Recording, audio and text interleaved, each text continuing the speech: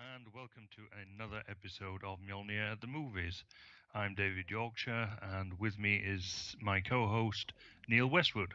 Hello. Now, today we're going to look, a little at Stanley Kubrick in general, first of all, but then the film in particular will be The Shining. Now, Neil and I, we both regard this as a classic of cinema, but I'm not really stuck on Kubrick in general as a film director, although you are very much a fan of Kubrick's work, aren't you, Neil? Yes, I like Kubrick as a director because for me he's the kind of guy who could tell a story, and every scene that he filmed for all of his films had some kind of importance that was relevant to the rest of the movie. There was nothing in there that was throwaway or for filler segments. There was nothing in there that didn't need to be there. So when we're going to talk about The Shining for the rest of the show, I want people to realize that everything in his movies is there for a reason. And if you see something in there that you think is a little bit suspicious or out of place, it's probably done so for that reason by Kubrick himself. And you're going to get all these things when you watch his movies more and more. And the more you watch them, the more you develop a sort of passion for them. Yeah, I get what you're saying. And I certainly think that a lot of his films are very good. But I'm not so sure that some of it is to do with Kubrick. I think he gets lucky quite a lot, especially with the actors that he chooses. So, for example, Dr. Strangelove, he got very lucky with Peter Sellers. That really is more Peter Sellers' film than Kubrick's, I think. Yeah. And the same with Full Metal Jacket. He got very lucky with Ali Ermey, who died a few weeks back, actually, who plays the drill sergeant, of course, and in his career he was a real-life drill sergeant before turning to acting, and always plays those sort of authoritarian roles, if you notice. Yeah.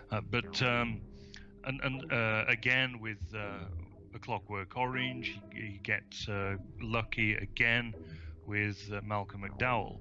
And I mean, it was an educated luck, you know. Obviously, he's seen these people's work and so on, particularly Dowell's work on the film If, which is directed, if I remember rightly, by Lindsay Anderson. And same with Sellers, of course, he knew what Sellers could do. But is it then really because of Kubrick, or is it because of those people? And the thing that I'm really critical about Kubrick is I see him as a great cinematographer, and if you look, he started out life as a cinematographer before moving to being a fully fledged director. And for me, his great problem is that although he creates great scenes, he has absolutely no sense of pace. You think? Yeah. Now, have you ever tried to sit through the whole of Barry Lyndon? I've got to be honest. There's two films by Kubrick that I've never seen and I've never wanted to see, and I probably will never sit down and watch. Is that movie, Barry Lyndon, and Clockwork Orange. I've never seen them.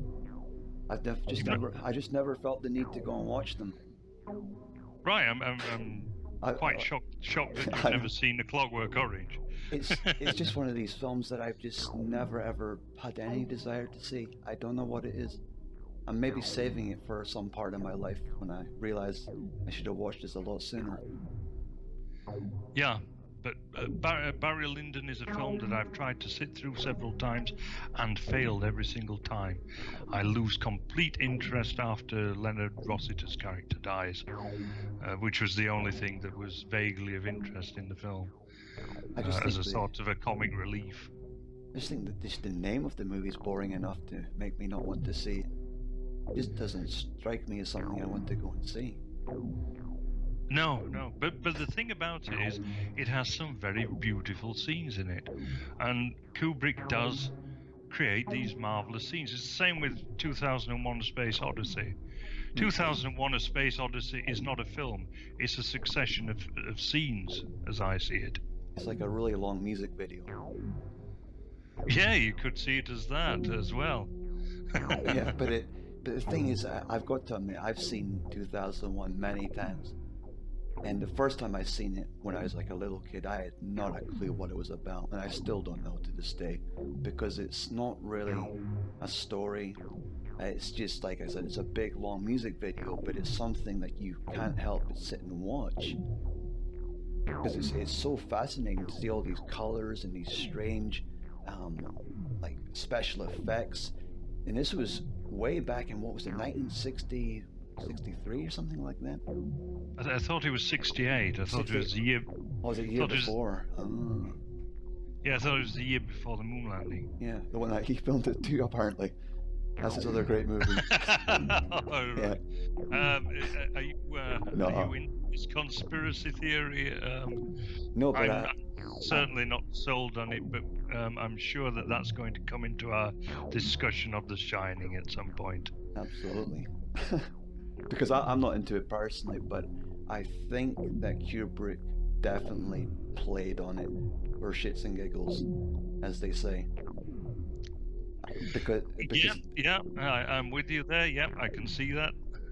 I think he definitely fueled that fire, and I think he liked it, especially, like I said, in The Shining, where little Danny's got a very interesting jersey on him at one point in the movie.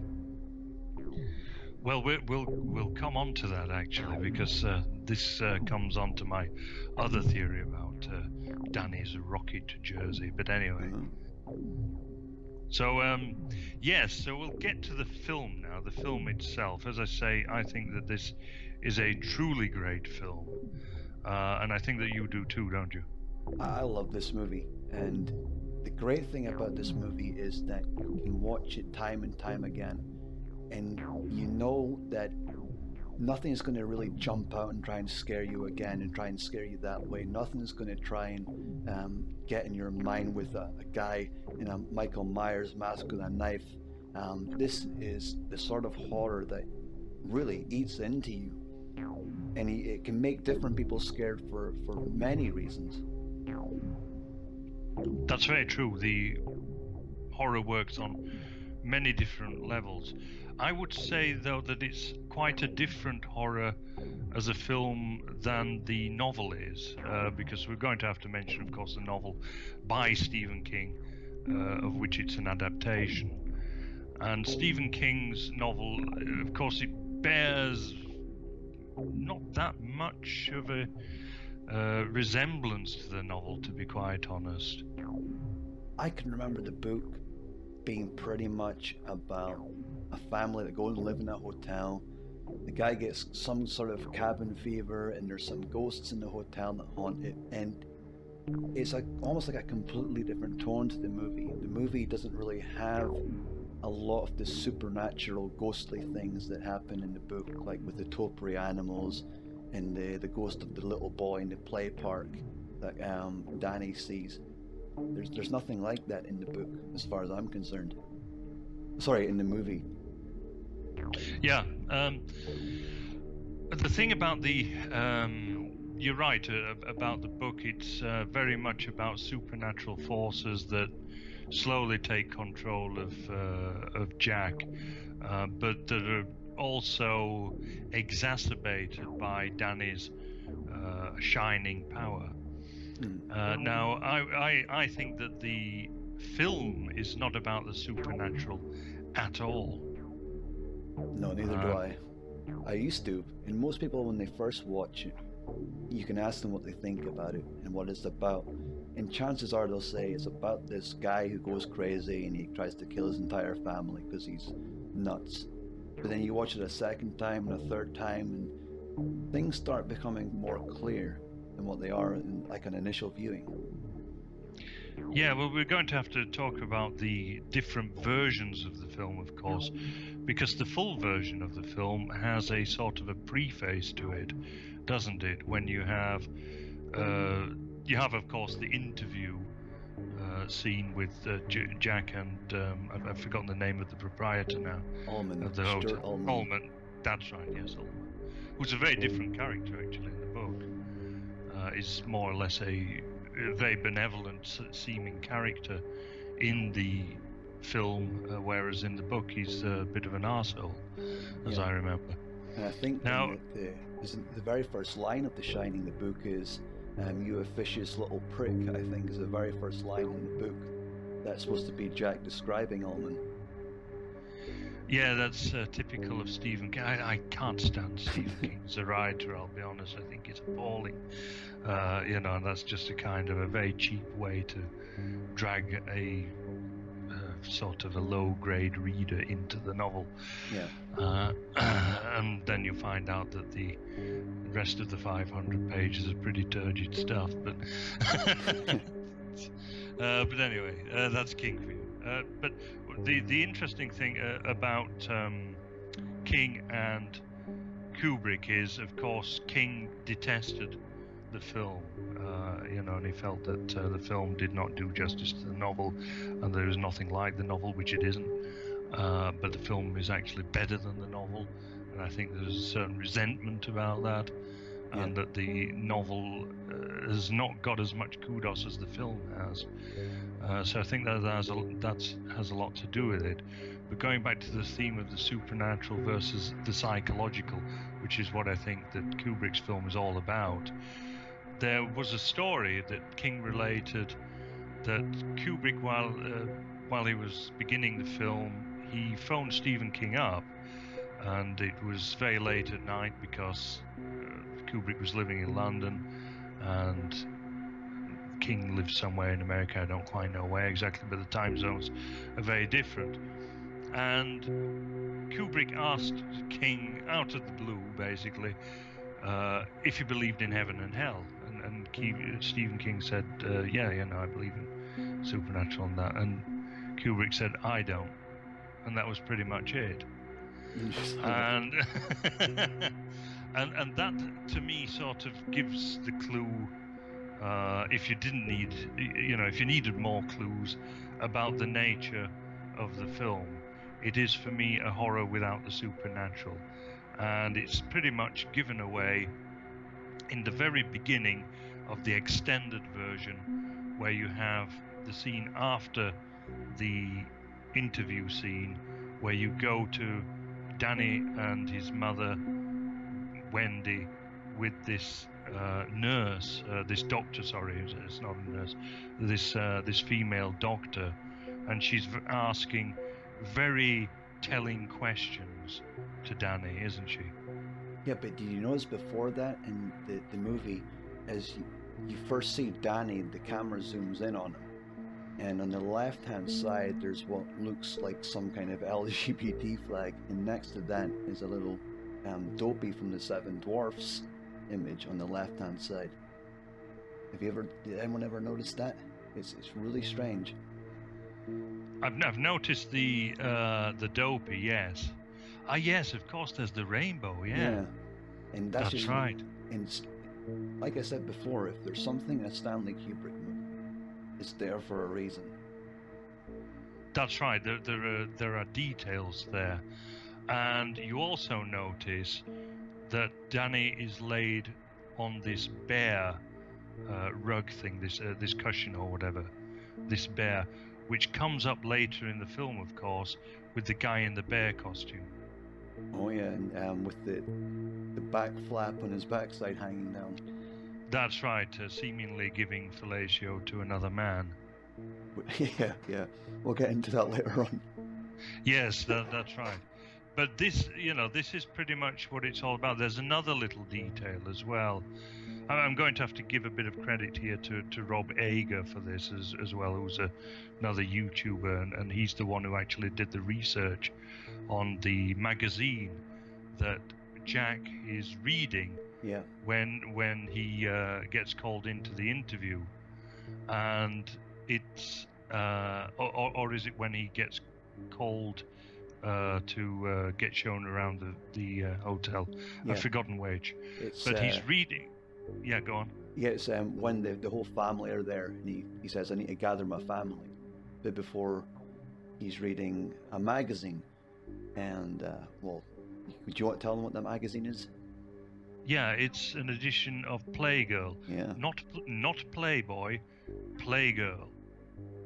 And the edition is a particular edition that covered incest. That's right. So this is what the film is all about. I'm sure the title on the front page says, I'm going to try and quote this as best I can, "Why fathers sleep with their children," or something to that effect, isn't it? Yeah, that's right, yeah. And I think to myself, that's a bit weird how that would just be hanging about in a hotel lobby. Yeah, very, very much. And why did so Kubrick pick that magazine? Yeah, it's obvious that Jack has brought it with him, because you don't just have those things hanging around the lobby. Yeah. It's so that's where we're going with the film. And as I say, the doctor's questions to Danny are extremely revealing. It's very much laid on that these are questions asking Danny about systematic abuse. And Wendy obviously is playing the role of an abused wife who is covering for her husband. Yeah, because she's making excuses for him all the time. And in the other version of the movie, this little scene isn't actually in it. But in the longer version, she seems a lot more weaker. She seems like she's been abused. She's been bullied into being a certain way, and she's lying to cover the truth, or she's being forced to cover the truth. And you get this feeling that Jack might have done something a little bit naughty to little Danny. That's right. More than just the kind of... it's said that he pulled his arm out of its socket or something, his shoulder out or whatever, accidentally, and obviously, he had to have his shoulder put in the hospital or whatever, which is why the doctor is suspicious of all this as well. Yep. And it's quite obvious that something more has gone on. I'm sure later on in the movie, Jack's speaking to one of the ghosts, and he says that Danny had scattered his papers all across the floor, and he went down to pick them up and put too much pounds per square inch of pressure on his arm and popped it out of the socket. But I think with the added scene at the start, the longer version, you get this impression that Danny might have had his arm dislocated trying to get away from Jack, who was trying to rape him. Yeah, that's definitely true, I think. And of course, later on in the film, you also get this scene where Danny has been attacked, supposedly in room 237, but it's pretty obvious that it's Jack who's done it. Yeah. And that the sort of hallucination in room 237 is really Danny's imagination taking over to block out what has really happened. Yeah. I'm sure I read something years ago about this thing that people get at night time when they sleep called old hag syndrome. It's like a sleep paralysis. And they envision this hag who sexually assaults them as they're sleeping and they can't move. And they figured out that might have been what happened when they were younger, and they were using this dark image of this hag or witch to cover up what actually happened to them when they were younger. So it's like a psychological smokescreen in a way. That's right. You made that short film on that particular subject, didn't you? In fact, we ought to link to that as well. Yeah, we should. Yeah. Yeah, because it's a very good film if you've never seen it before. This is Neil is a great film maker himself. Well, I used to be. I've not made so many movies recently. Yeah, it'll come back. Don't worry. Well, one day it will. I'll be the next I'll be the non-Jew Kubrick. Yes, the Gentile Kubrick. Yeah. But yes, coming back to this, I personally see that this child abuse narrative is something wider on Kubrick's behalf. You'll notice as well he has some very strange notions on sexuality. You know, when you look at his films, Lolita, Eyes Wide Shut, A Clockwork Orange, that, you know, Lolita has to do with child molestation, essentially. Eyes Wide Shut has to do with strange, the strange goings on sexually of the elites and the little odd Bohemian Grove type clubs. Clockwork Orange has to do with rape and so on. And there is, of course, a suggestion of, again, underage sex in that. There's also a very strong, this is a movie nobody speaks about in terms of sort of a sexual narrative, which is Full Metal Jacket.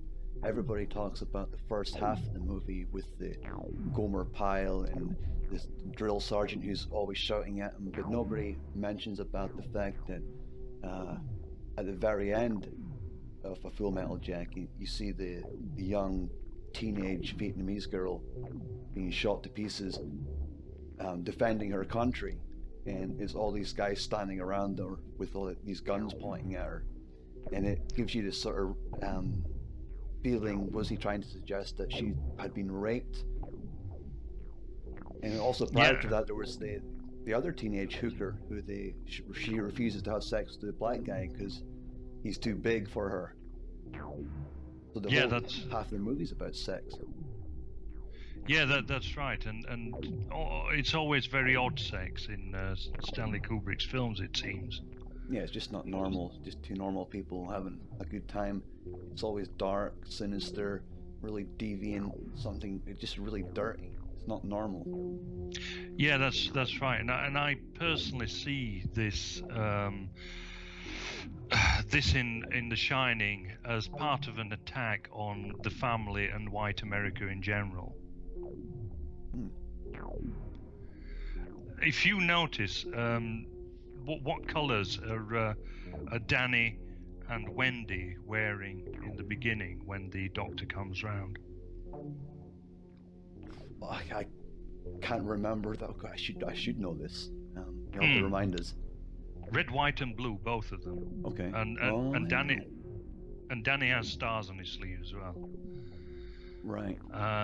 And there is an awful lot of this color symbolism. Notice as well when Jack starts preying on his family that he puts on this burgundy jacket, has very dark blue jeans, and this blue and white, again this sort of murky blue and white shirt, and you know, so it's like a dark America. It's almost like a few years later, of course, you had Superman 3, and when Superman picks up that piece of kryptonite, pseudo-kryptonite thing that Richard Pryor has invented, and it makes him really ill and mean-spirited and evil, and you notice that his costume goes very dark. Yeah, it goes like a more burgundy, sort of maroon color. That's right, and a deeper blue, and that is exactly the kind of colors that Jack is wearing. So, you know, because of course Superman is dressing more or less in the colors of America, of course, the symbol of America, and he's gone darker, and that is exactly the same thing with Jack in the film. Well, I never even noticed that. And so there is definitely this idea of the attack on the family unit and on American values in general. And this is something that's running all the way through the film. It runs through the book as well, of course, because you know Stephen King is an absolute anti-white bastard. And so you have extreme liberal, left-wing, leftist values running all the way through his books. He detests basically, sort of white America, and this version of white America that was once extolled. And in the film you get it, but you get it a little more, a little subtler than in King, because of course, as I say, King I think is a terrible writer, but Kubrick is a very good director in bringing across messages that are more subtler. I don't think he's good with the pacing and stuff like that, but he is very good at bringing across symbolism and metaphor and stuff like that. Yeah, he was a master at it. And I keep going back and saying this when I try and defend him, is that every scene you see is important. Everything you see is a specific color, a specific composition. The camera angles, they're not just throwaway, they're in there to show you something. And they're always guiding your eyes towards something. So if you, I can't believe I never noticed that burgundy jacket thing and the opposites of the colors. I can't believe I've never seen that before. And this for me is what it's all about, because in the book it's very heavily laid on that you have the idea of this hotel being built on this sacred Indian burial ground. Now it's mentioned briefly in the film, but it's not really kind of hit upon as it is in the book, where it's quite foregrounded. But what you have instead is a lot of symbolism. Now notice that when Jack is turning against his family, look at what Wendy's wearing. She's wearing very sort of ethnically Indian looking clothing. A lot of browns and beiges. She's wearing these kind of moccasin boot things, and so on. She's dressed pretty much like a squaw. Is that when, just before the scene where they go off with Scatman Carruthers for ice cream for Danny, and she's got that dowdy looking skirt on and her hair's all greasy? She's not a very pretty lady either, is she? She's pretty ugly. She's odd actually. She's got a very strange face that sometimes there's a bit of attractiveness to it. Other times it looks quite unattractive. Very ambiguous actually. I think that Kubrick, and especially sort of racially ambiguous as well. I think that she was selected because of that. She has black hair, not sort of stereotypically Caucasoid features.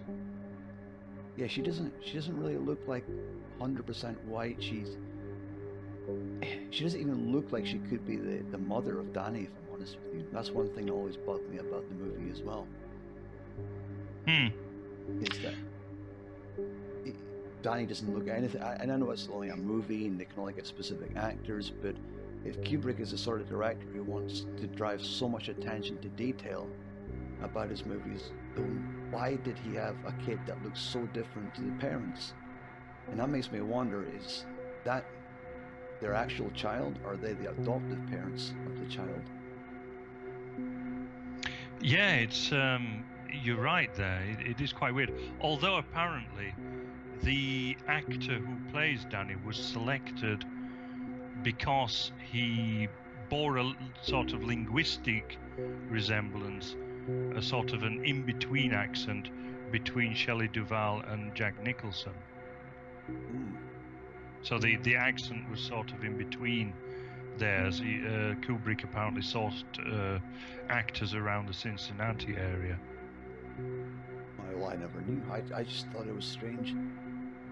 I suppose maybe it's something I looked in a little bit too deeply. That's the problem with Kubrick movies, is that once you find something in a movie, you can't take your eyes off it, and sometimes you get sucked into the Kubrick rabbit hole.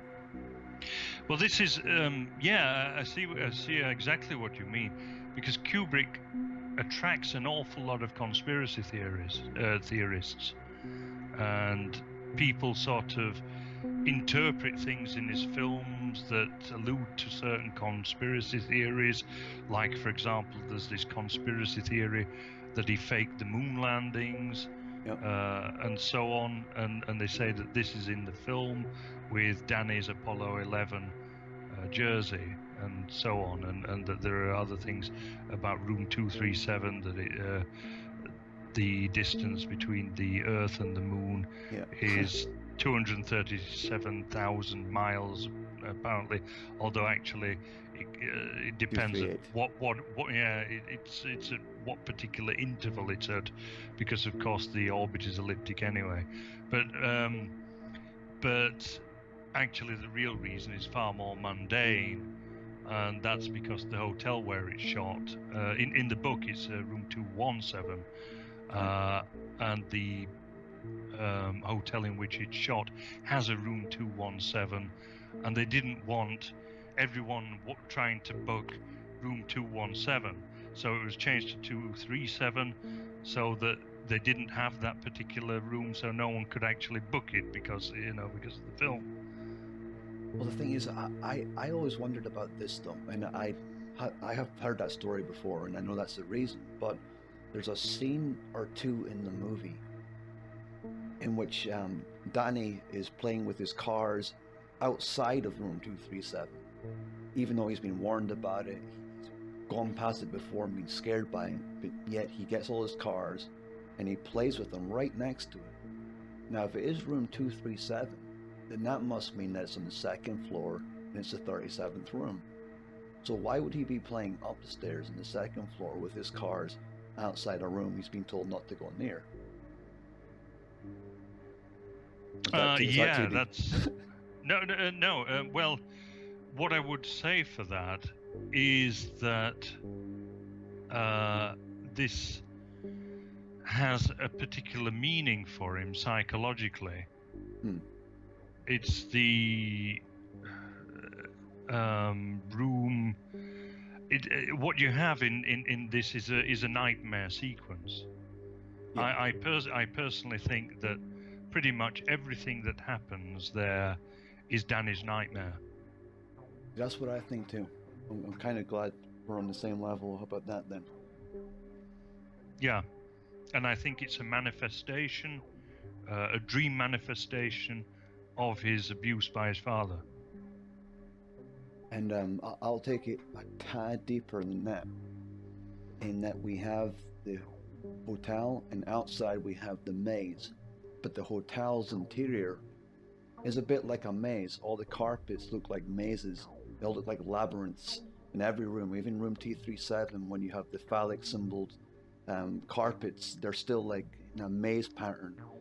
Now, the way I see it is that The Shining, the hotel and the maze, everything about it, is like a labyrinth in Danny's head, and Jack is effectively the Minotaur of the labyrinth, and he's got to get through this, and he's encountering these obstacles. So I think the whole thing's like his dream from being abused by Jack. Yeah, absolutely right. In fact, this is very typical of dreams, in that things shift and move, and you go down one corridor and suddenly you're in another part of the building entirely, and the whole building doesn't make sense. People know that. Yeah. Doors sort of open on one side as they go in, and then it's on, the doors open on the other side. So doors shift, from opening from side to side, and you go back out of the same door and you're in another part of the hotel. And famously, when they go into the larder through the kitchen, and they come out again, and they're in a completely different area of the kitchen. So things don't make sense from the very beginning in the hotel. And there is an interesting little piece of artwork when Jack goes in for his interview, and he goes into the office, and on the left there's this piece of modernist art, and it's this sort of insane sort of squiggle where there's a kind of a maze. There are eyes in there and teeth, and it's sort of that little piece of artwork sets up what's about to go on. Wow, I'm gonna have to look back at that now. See, this is the Yeah. beauty about Kubrick, is that you can watch these movies 1,000 times and still you might have missed something. Yeah, that's Kubrick uses bits of art very tellingly, especially in this film, I think, and also in A Clockwork Orange, where you get the sort of semi-pornographic art that F. Alexander has in his house, where of course the rape scene takes place. And equally, Danny sort of transcends floors without ever going up or downstairs. That's something. Also, you'll notice the scene in which he and Wendy are watching television in the lobby. I think it's next to the reception in the big hall there, or the one above. But anyway, they're watching the television, and the television has no cable.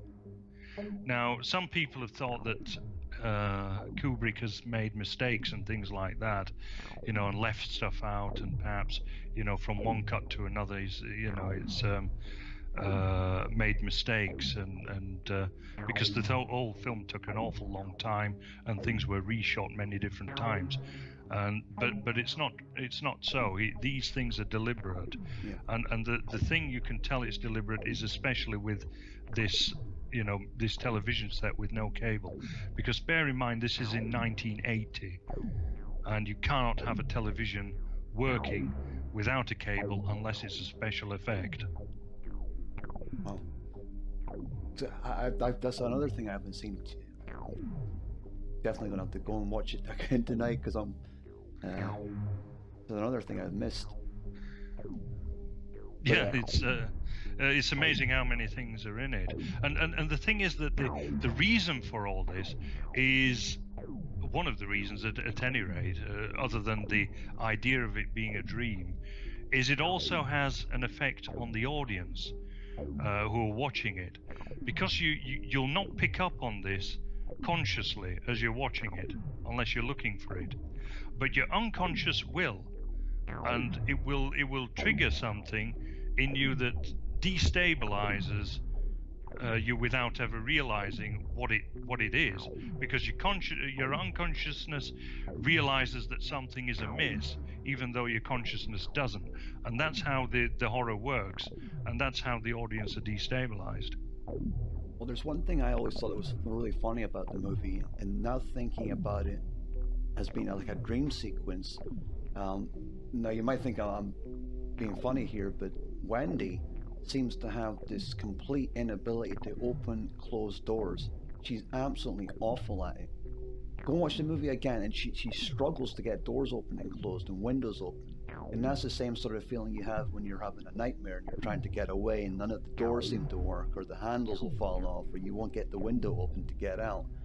So it's like she's trying to escape, but if Danny is dreaming this and it is all in his head, then he's not able to escape then. And that's why she can't seem to open any of the doors properly.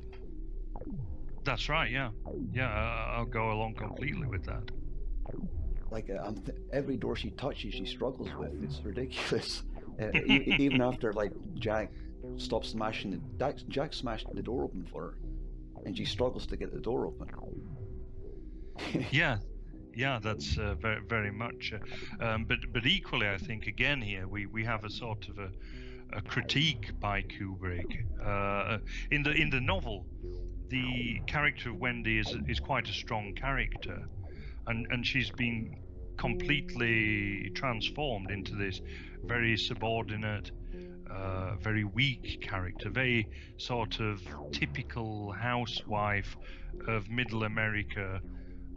In probably around that time, actually, so it's kind of pre-feminism. Yep. And I think that this is again Kubrick's critique on the nuclear family. She just seems very incompetent about everything. Even when she's swinging the baseball bat at Jack, she's holding it halfway up the shaft. And it's almost like Kubrick was making fun of women like this and saying you're completely incompetent. I don't really want to say this and people to think I'm going along with them, but I get this impression that in The Shining, Kubrick's saying that Wendy has let this happen and she's responsible for it getting this far. Because, is that fair to say? I think it is fair to say. I think that it's very much a feminist critique of women like Wendy. And so this narrative has been set up to sort of say, look where this gets you, women. Yeah.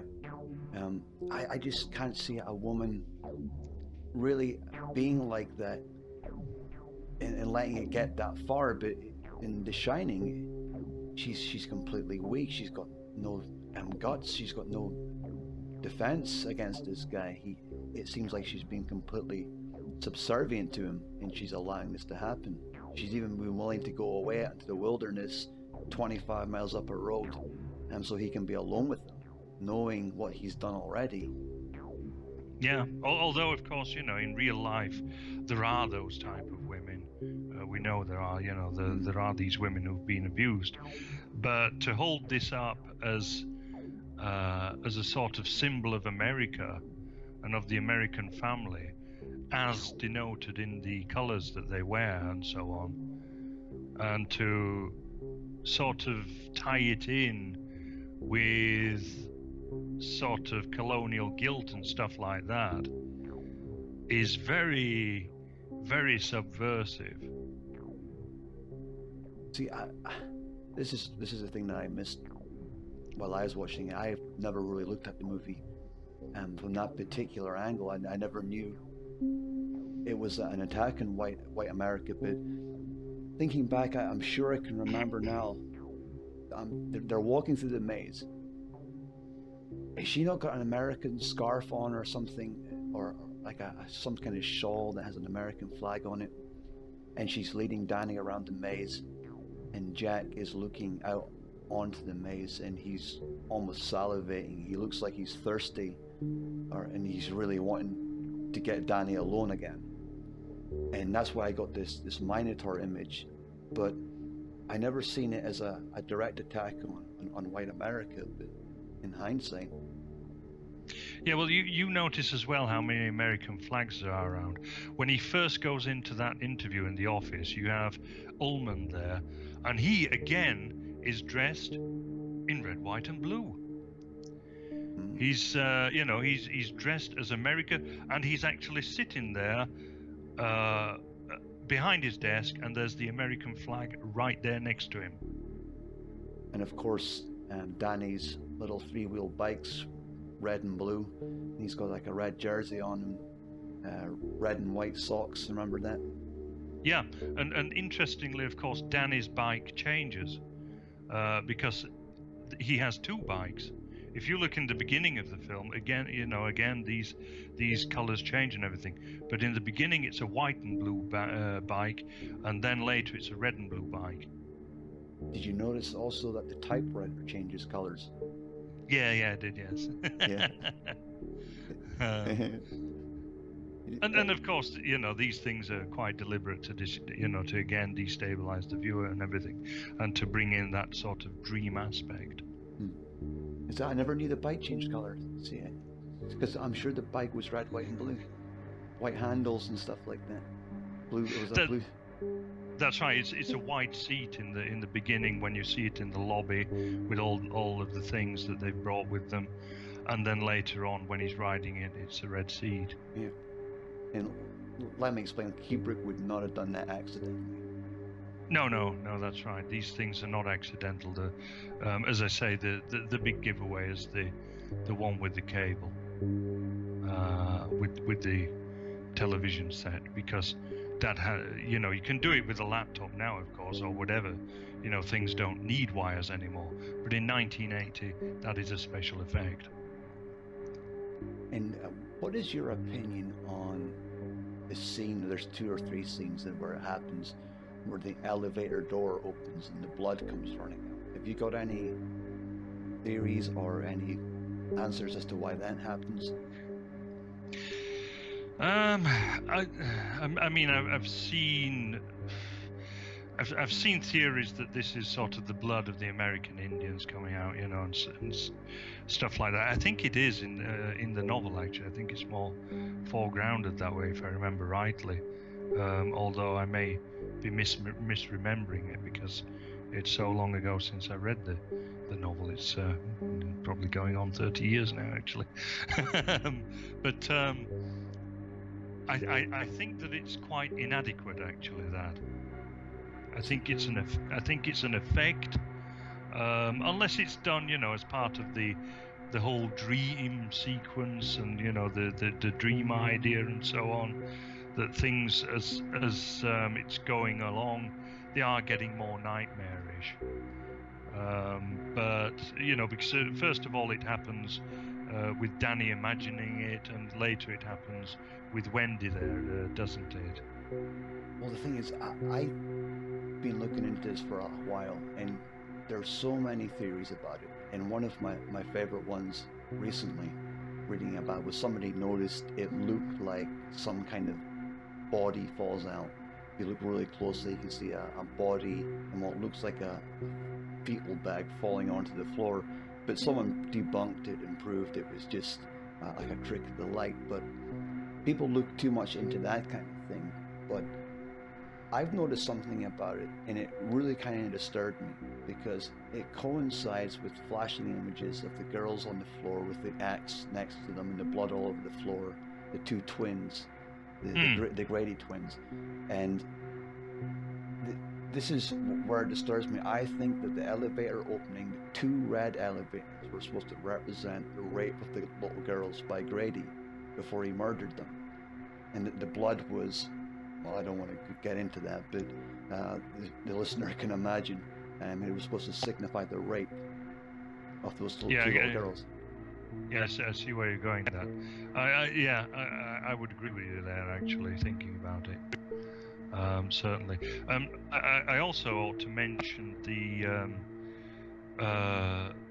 this sort of image of the two girls standing side by side, who are in the novel. They're not meant to be twins, but they so obviously are in the. I think they were actually played by twins in the film.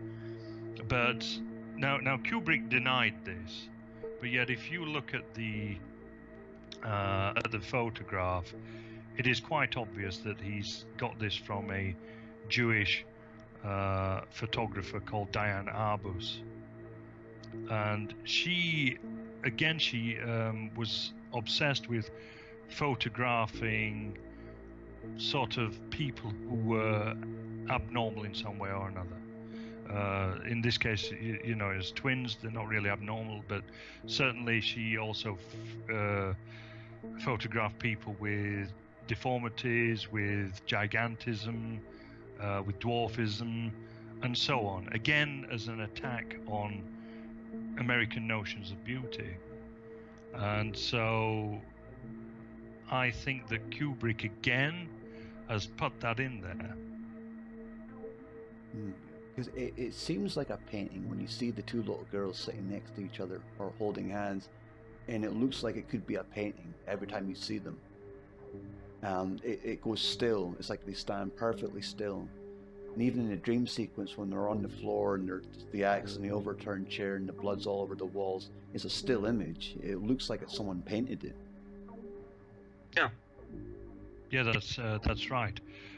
You know, it looks like a painting or a photograph. You know, and as I say, Diane Arbus was a photographer, and very much get that. Of course, it was also parodied in a British comedy called League of Gentlemen. I don't know if you watched that.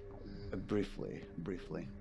Yeah, but these things, you know, always get parodied, of course, because they're such iconic images, and definitely he was creating an iconic image there. They're not the most attractive girls, if you look. No, they're not. they're pretty ugly, aren't they? I mean, there's not really any good-looking people in the movie, full stop. They all seem to be a little bit ugly. Yeah. Do you think that that's also deliberate? Yeah, because I think watching Kubrick movies is that he's never really relied on a person's looks to sell a movie. Maybe he has. Maybe he got a different opinion. Possibly Eyes Wide Shut with Tom Cruise and Nicole Kidman, who were at the top of their game at that time. But other than that, he's never really put in any conventionally good-looking actors or actresses. No, that's very true. I think that in this particular film, I mean, if you look at Jack Nicholson's character as well, you know, Jack Nicholson is, I wouldn't say he's the most ugly bloke, but you know, he's not terribly handsome or anything, but he's quite normal, you know. Yeah. But yet he contorts his face an awful lot in this film to appear as grotesque. I think his role in this film is fantastic. I think he's a great actor, and I think that if we're on the right kind of lines about our theories towards what the film is really about, then Kubrick must have obviously known that, because that's why he wrote it. So he must have told Jack Nicholson, I need you to act like a depraved sexual deviant who wants to have sex with his son. And, yeah. And imagine being told that, well, can I not just rob a bank or, you know, shoot somebody? You know, how do you act like that? Yeah. Well, there's the thing. Well, we won't talk about the cafe scene in Easy Rider, will we? Oh. And with the picking up of those young girls. But anyway, back to sort of that sort of physical, grotesque, sort of sexual deviant. The character of Delbert Grady is interesting, who of course changes from Charles Grady in the beginning, and this scene when they're in the bathroom, Jack Torrance and Delbert Grady, is very interesting, because Delbert Grady, and it's a wonderful piece of acting. I've forgotten the name of the actor. But it's a wonderful piece of acting where he transforms from a very servile butler into, again, the most kind of vicious sex fiend and murderer you can possibly imagine. Yeah, and when you first watch the movie, or if you've only seen it a couple of times, you might think what he's saying is, go and kill Danny. But what he's actually saying is, and his words are, he's been a very, very naughty boy. And that just kind of makes your blood go cold. Because he was he wasn't telling them to go and kill him. No, that's right. You know, he uses the word correcting. Yeah. And, you know, and the way that he says it, as I say, it's a wonderfully written part. It's also wonderfully acted. The way the actor, if you look when they go into that bathroom, to that restroom, they look about the same height, Jack Torrance and Delbert Grady. But the actor goes, and it's just done with camera angles. Very easy technique, you know, with camera angles and a bit of good acting, you know, where he kind of, you know, slouched the shoulders and sort of leant backwards in a servile fashion. And then slowly he sort of gets bigger as he, you know, as he sort of, as the camera angle changes, looking down on Jack, so that he appears smaller. And the actor who plays Delbert Grady sort of, you know, towers up to his proper stature, and he is quite a big guy, and that's amazingly well done. Yeah, you're right. He goes from this meek, kind of pathetic butler who spills drinks all over somebody because of his incompetence, and then he suddenly turns into this boss. I guess is the only way to describe him.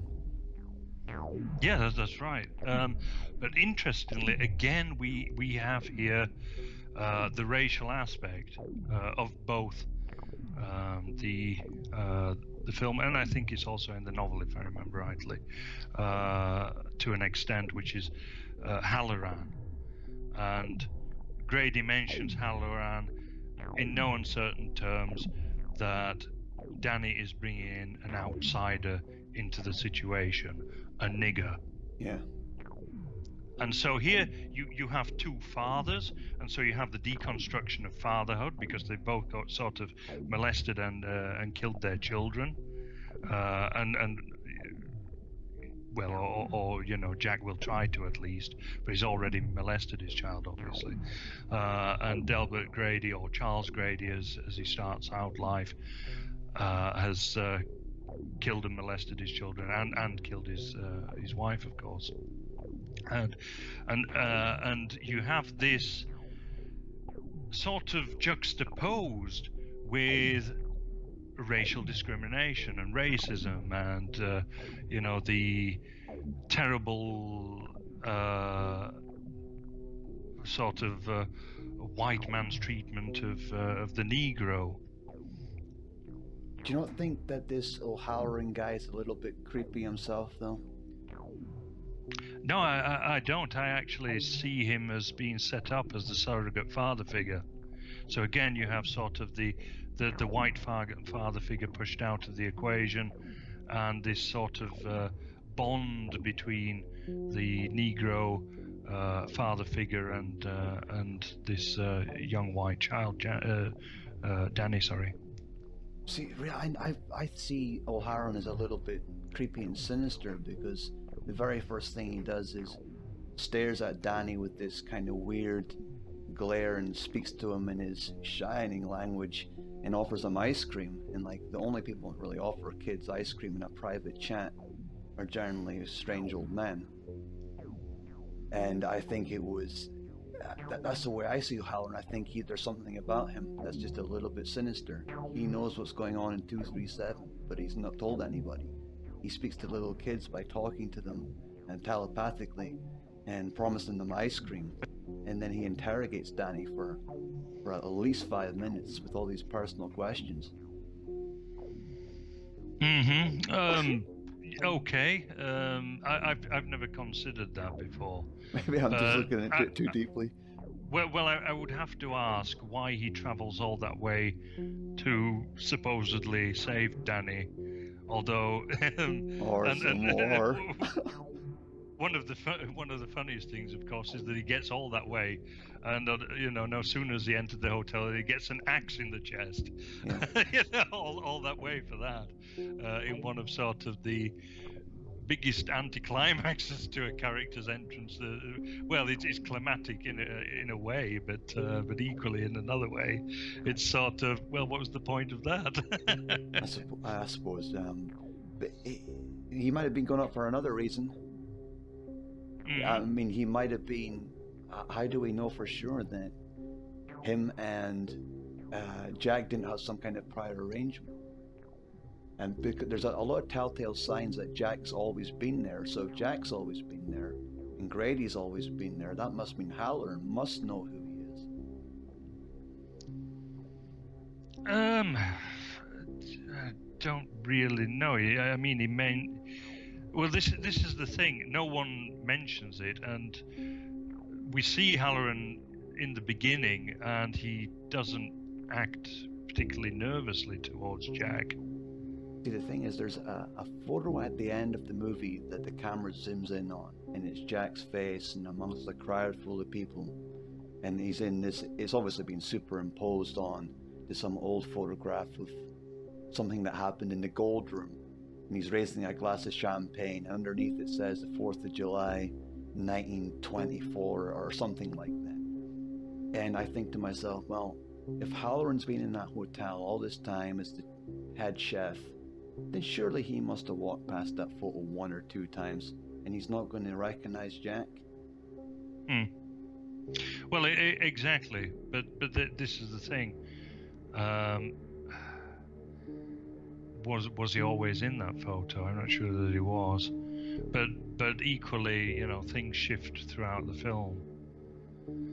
There is a spot of bad writing element to this as well. You know, Kubrick's not perfect, and certainly certainly one of the things I'll pick Kubrick up on is that in the Gold Room, the ballroom and everything, the music is actually from a decade later. It's not from 1921 at all. Oh. See, so Kubrick did make a mistake. Yes, fuck you, Kubrick. Yeah. I'm sure there's going to be some reason for that on Google somewhere. Well, I've never found it. And in fact, I've never noticed anyone talking about the music, and because it's quite obvious to the music's pretty famous, but it wasn't created in 1921. And here was me thinking Kubrick's movies were perfect. Well, this is the thing. He puts so much stuff into them, and people want to interpret everything, when sometimes I think that he makes flaws. Do you think that there was anything deeper in The Shining that he was trying to say in regards to all the other things in the movie, with the Apollo 11 jersey, the photograph just outside the Gold Room? Was there anything deeper that he was trying to subliminally suggest while giving a story about sexual abuse? Well, the rocket is typical phallic symbolism, isn't it? And there's lots of them throughout the movie. And these sort of phallic symbols, like in the carpet in room 237. And if you remember the scene just after Wendy's finishing reading the book that Jack's been reading, up on the left-hand side of the wall, there's these arrows, like the Indian art, these arrows pointing up, and they're phallic as well. They're everywhere. I mean, it's one of these movies, I hate saying this, you see phallic images everywhere. Yeah, but they're there to be seen, and especially the fact that Danny wears that jumper after he's been assaulted, perhaps by Jack, perhaps by this mysterious woman in room 237.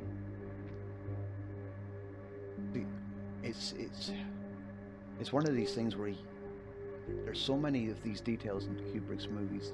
You go crazy if you start going down all the rabbit holes that pop up. Well, one of the reasons that this film works, you see, because I don't think that Kubrick is this huge genius or anything. I think that he's very good at what he does, but he's not flawless. He's not some kind of oracle or anything like that. But the thing about this film is that he can't mess up, because it's this dream sequence, pretty much, where things get jumbled and stuff like that. There are no continuity errors to make. Yeah, so if you do make a mistake, and you do have like some kind of error in the story or the timeline, and you can say, well, it is only a dream after all. Exactly. Yeah. A good cover, Kubrick, I'm on to you now. Well, shall we, have you anything more to add? No, just that if you are listening and you haven't seen this movie, and you've listened to the entire podcast, I've completely ruined the movie for you, but go and see it anyway, and enjoy it, because it is a fantastic movie. Yeah, it is, and as I say, although I don't like Kubrick, either as a man, and I certainly think that he probably had something to do with sexual abuse himself, Yes. as is coming out in Hollywood now. I certainly think that The Shining is great as a work of art, even if I disagree with the messages in The Shining, and also hate the fact that it's deconstructive of Western traditional norms. He does keep strange company, Kubrick, doesn't he? And some of his movies are very telling of what the man must have been like in his private life. Nobody could overlook Lolita, Eyes Wide Shut, Full Metal Jacket, The Shining. Although I haven't seen it, Clockwork Orange, but I'm sure there's lots of deviancy in that one too. And Oh yes, his last movie was going to be Artificial Intelligence. And, That's right, yeah. Well, I'll say no more. Yeah, well, we'll probably come back to Kubrick in another episode.